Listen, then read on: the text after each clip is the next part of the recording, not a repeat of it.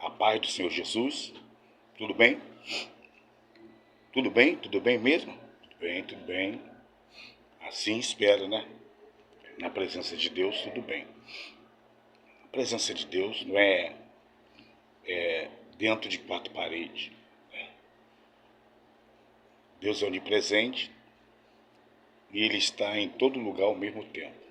Está na sua casa, no seu trabalho, no templo, na sua caminhada matinal, à tarde ou à noite, no seu momento em que você está de confraternização, desestressando, naquela comunhão, aquela convivência familiar, na verdade, reunidos, no aniversário, no noivado, no namoro, no casamento.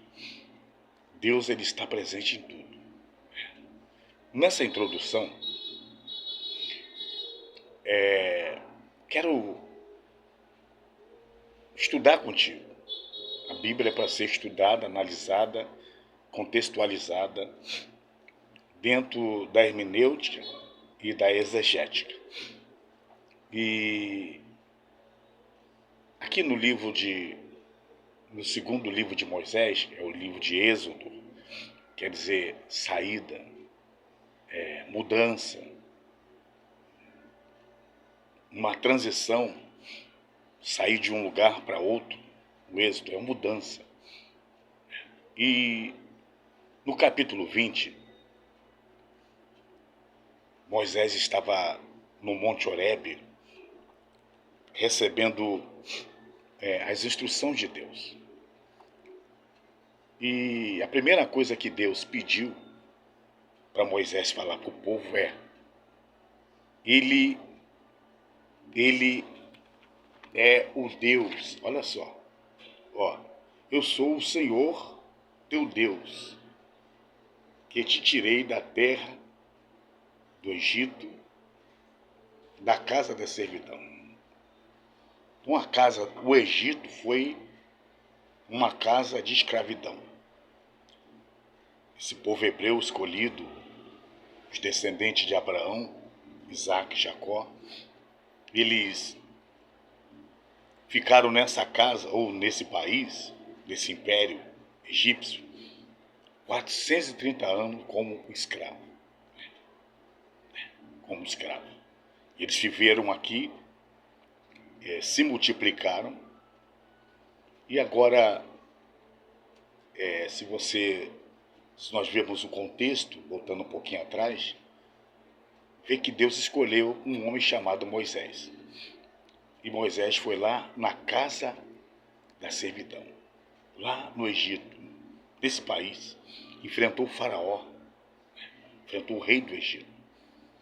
E Deus, através de Moisés, enviou 10 sinais, 10 pragas, 10 doenças, 10 maldição. Praga é maldição, aquilo que destrói, chamar atenção. Deus estava se manifestando em cada praga, mostrando que Ele, que é o Deus verdadeiro,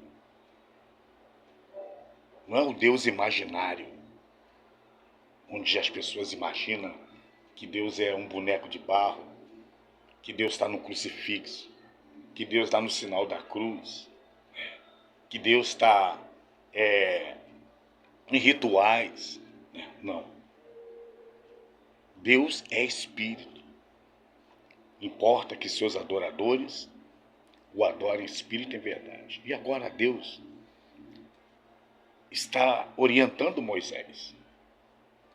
Deus está orientando Moisés para dizer para o povo. Sabe quantos hebreus estavam ali? Quase 3 milhões de hebreus. O remanescente aqui é Moisés. Moisés e Josué. E agora, Deus estava preparando o povo para receber uma terra que mana leite e mel. E essa terra foi prometida aos descendentes de Abraão, que ele seria os descendentes de Abraão seria como as estrelas do céu, como a areia do mar. Já imaginou? Incontável, infinito. Seria, se ele pudesse contar as estrelas do céu, ou se ele pudesse contar cada grão de areia, assim seria os seus descendentes. Por isso que Deus falou que Abraão seria pai de multidões de nações e pai de uma grande nação. Duas profecias. Pai de uma grande nação, povo de Israel. Pai de uma multidão de nações, povo gentil. Os filhos de Abraão, na carne, que é os hebreus, povo de Israel. E os filhos de Abraão na fé, multidões de nações, pai de multidões de nações. Deus falou que ia abençoar Abraão e engrandecer o seu nome. Agora, olha a recomendação de Deus: não terás outros deuses diante de mim. Ou seja, você não vai colocar nenhuma divindade, nenhum Deus, nenhum outro nome no meu lugar. Porque não existe outro Deus. Aqui não existe plágio. Alguém quer imitar Deus, mas não consegue. Deus é o Criador. E a recomendação de Deus é: eu tirei você, sabe de onde? Do Egito e da casa da escravidão. Não terá outros deuses diante de mim. Essa é a recomendação de Deus.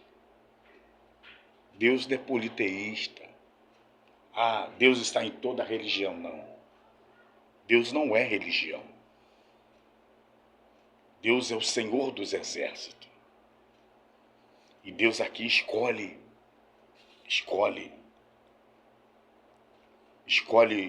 um povo, escolhe Abraão. E através de Abraão, Deus cria uma nação. Deus levanta uma nação. O povo judeu é uma nação. São os filhos de Abraão na carne, pai de uma grande nação. Então, através de Abraão, Deus levantou o povo de Israel para ser referência para todas as nações. E a recomendação de Deus para os judeus, para Israel, Ele é o único Deus. Não terá outros deuses diante de mim. É a recomendação. O povo estava aguardando a promessa de Deus. E a promessa de Deus é uma nova terra. E essa nova terra já estava se cumprindo. Essa profecia. Quase 500 anos, 430 anos, eles ficaram escravizados, morando no Egito como escravos. E Deus, Ele profetizou para Abraão, profetizou para Isaac e profetizou para Jacó. E em Jacó, que entrou as 12 tribos de Israel, os filhos de Jacó, os descendentes, os filhos.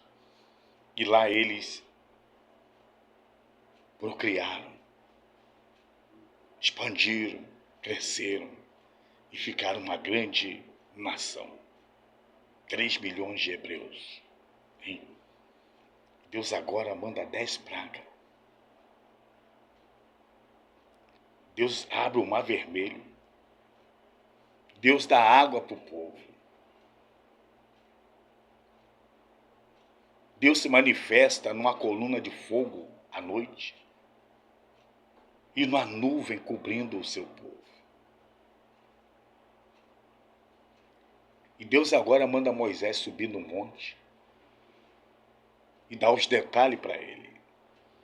Quem é ele? Deus está se revelando quem ele é. Eu sou o Deus de vossos pais. Deus de Abraão, Deus de Isaac, Deus de Jacó.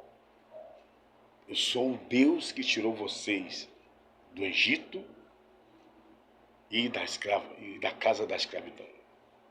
Não terá outros deuses diante de mim.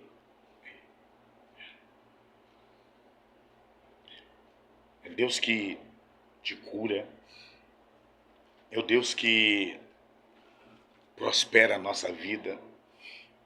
É o Deus que faz milagre na nossa vida. Independente.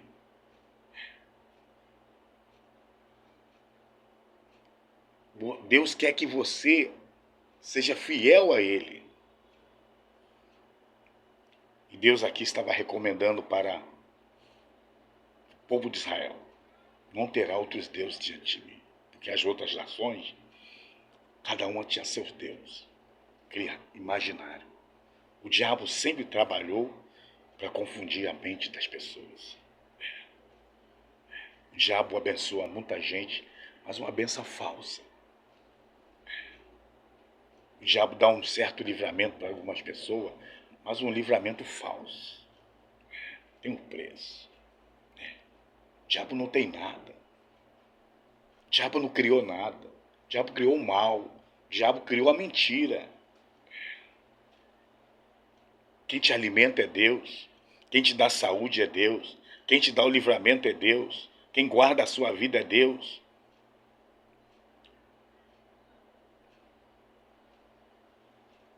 Será que o patuá vai te guardar?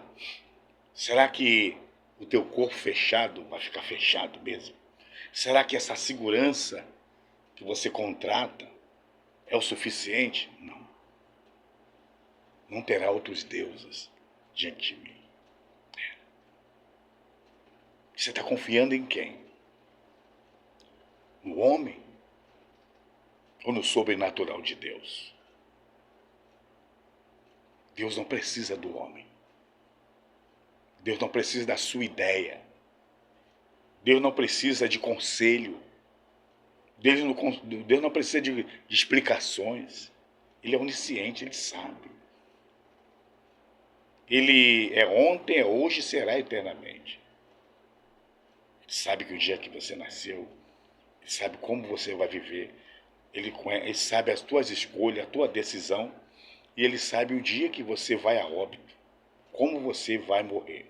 Até fisicamente, Deus já sabe como cada um de nós vamos partir para a eternidade. Deus sabe se você vai infartar, se você vai ser acometido por um câncer. Deus sabe se você vai sofrer um AVC, se uma colisão, um naufrágio, uma bala perdida. Deus sabe se você vai ser espancado até a morte. Deus sabe o dia que você nasceu, o modo em que você vai viver e o modo em que você vai descer a sepultura. Deus sabe se você vai ser enterrado. Deus sabe se você vai ser cremado. Deus sabe se você vai ser desovado. Deus sabe se vai sumir com o seu corpo ou não. Tudo está diante dos olhos de Deus. Nada foge do controle de Deus. O homem corrompe, o homem rouba, o homem enriquece ilicitamente, o homem passa por cima das pessoas, genericamente, homem e mulher. Pisa no necessitado, no aflito, humilha. O homem é prepotente, arbitrário, usa muitas das vezes a sua patente, abuso de poder, seu cargo, a sua influência, o dinheiro. Muitas das vezes a pessoa usa o dinheiro para pisar na pessoa. E Deus sabe. Esse dinheiro seu, para Deus não significa nada. Essa casa, esse palácio, essa confiança que você tem no seu dinheiro, na sua empresa, nos seus bens materiais, para Deus não significa nada. Sabe por causa de quê? Ele sabe que você não vai levar nada disso. E as suas escolhas Qual é o Deus que você está servindo? Não terá outros deuses diante de mim. Qual é o Deus que você está servindo? Será que é a bebida? Será que é a cerveja? Será que é o prazer? Será que é a prostituição? Será que é esse adultério? Será que é essa vida de libertinagem que você está levando? Será que é essa vida de prostituição? Será? Será que Deus está precisando do teu dinheiro? Será que é o dinheiro que vai garantir que você está bem com Deus? Não, não. Tudo é do Senhor. Do Senhor é a terra, a sua plenitude, o mundo e todos que nele habitam. Não, Deus não precisa de dinheiro. Será que é esse voto que você está dando no templo para ajudar a pagar aluguel que vai te justificar diante de Deus? Não. Não. Deus usa aquele que quer. A riqueza é de Deus. Tudo é de Deus. Tudo que você tem é Deus que te deu. Até o sono. Até a sua locomoção, como você anda, palpa. Tudo é providência de Deus. Para. Não terá outros deuses diante de Deus. Se Deus tirou você do Egito, do mundo, ou seja, se Deus tirou você de uma escravidão, está falando aqui é escravidão literal.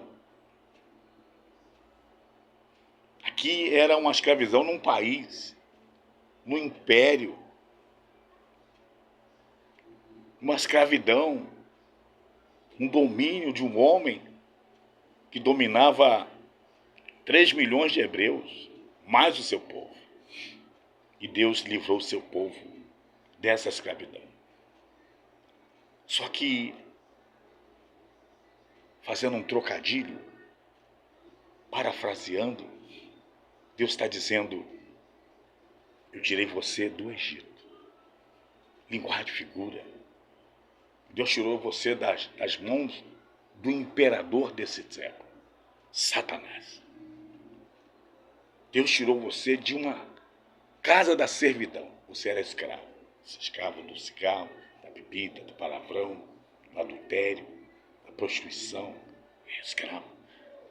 Enquanto Deus não tirar você do Egito, nem da casa da escravidão, você é um escravo. E o escravo, ele não se manda. O escravo, ele não decide. O escravo não tem como se explicar. O escravo só apanha. Só faz aquilo que o seu senhor manda. O mundo, os moradores do mundo estão no Egito. É um escravo.